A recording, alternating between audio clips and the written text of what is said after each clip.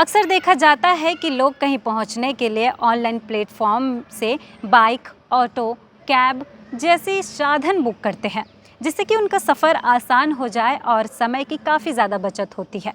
ऐसे ही कर्नाटक के बेंगलुरु में एक बाइक टैक्सी राइडर की अजीबोगरीबो हरकतें देखने को मिली, जहां पर एक महिला ने ड्राइवर के लापरवाही से बाइक चलाने का विरोध किया तो दोनों में जमकर बहस हो गई और फिर ड्राइवर ने महिला को जोर का थप्पड़ जड़ दिया, जिससे कि महिला ज़मीन पर गिर गई।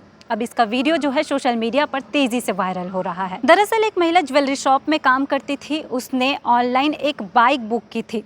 हालांकि वो बीच में उतर गई और ड्राइवर से लापरवाही से बाइक चलाने के लिए बहस करने लगी। महिला अंग्रेजी में बात कर रही थी और वही ड्राइवर केवल कन्नड़ बोलता जा रहा था। दोनों में भाषा को लेकर असहमति हो गई और एक दूसरे की बात समझ नहीं पाए।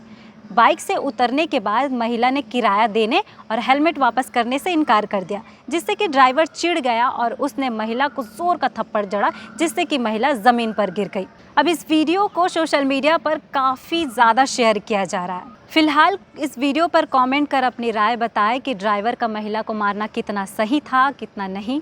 आप कमेंट कर ज़रूर बताएं और हमारे चैनल सीजी भास्कर को फॉलो एंड सब्सक्राइब करना ना भूलें।